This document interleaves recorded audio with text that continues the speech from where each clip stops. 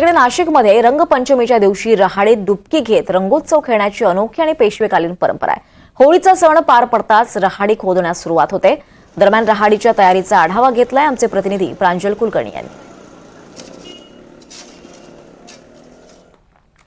रंगपंचमीला रहाडीमध्ये डुबकी घेत रंग खेळण्याची नाशिकची अनोखी अशी परंपरा आहे। आपण जर बघितलं तर पेशवेकालीन या राहाडी आहेत। जवळपास 200-250 वर्षापूर्वीच्या राहाड आहेत आणि रंगपंचमीच्या 3 ते 4 दिवस आधी म्हणजे होळी होताच या राहाडी ज्या आहेत त्या अशा प्रकारे खोदण्यात जातात आणि त्यामध्ये त्या रंगकाम हे केलं जातं। त्यामध्ये रंग हा ओतला जातो आणि त्यानंतर रंग खेळला देखील जातो। आपण बघितलं तर दरवर्षी 6 राहाडी आतापर्यंत खुल्या करण्यात येत होत्या, मात्र यंदा छत्रपती शिवाजी चौकातील देखील राहाड जी आहेत ती यंदा रंगप्रेमींसाठी खुली करण्यात आली आहेत। आपण समोर बघितलं तर अशा प्रकारे आता ती राहाड खोदण्याचं काम देखील सुरू आहे।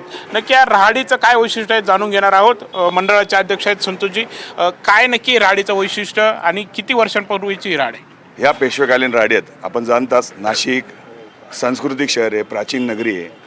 त्याचा हा एक रंगपंचमी हा एक मोठा वाटा आहे का वेळेमध्ये हा थोडासा मागं पडला होता, पण आपण बघतात दरवर्षी एक नवीन राहाड उघडते। मुळात आमच्या राहाडीचं हे वैशिष्ट्य आहे, ही 250 ते 300 वर्षाची परंपरेची राहाड आहे। आपण बघतात देवीचं स्थान आहे, तिच्यामध्ये येत्या जलदेवता आहेत, तेच हे केलेलं आपण। तर या कालांतराने मागं पडल्या होत्या। आता लोकांनी चांगला पुढाकार घेऊन आम्हाला प्रोत्साहन देऊन तयार केलं आहे राहाड करण्यासाठी। आपण ह्या वर्षी 60 वर्षानंतर उघडतो आहोत।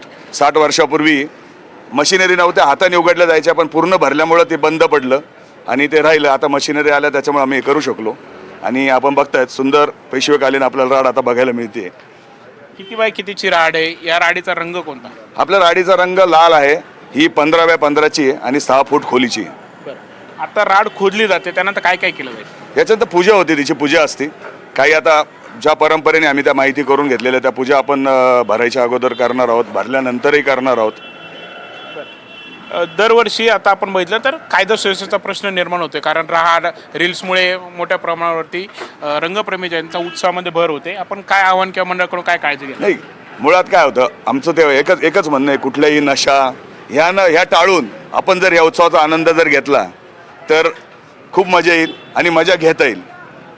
आपण बघत आहोत यंदा 7 राहाडी या खुल्या या करण्यात येत आहेत। रंगपंचमी आता जवळच आलेली आहेत, त्यामुळे एकंदरीतच यंदा 7 राहाडींमध्ये रंग खेळण्याची मजा ही नाशिककरांना अनुभवता येणार आहे। कॅमेरामॅन निकी पवार, प्रांजल कुलकर्णी, NDTV मराठी, नाशिक।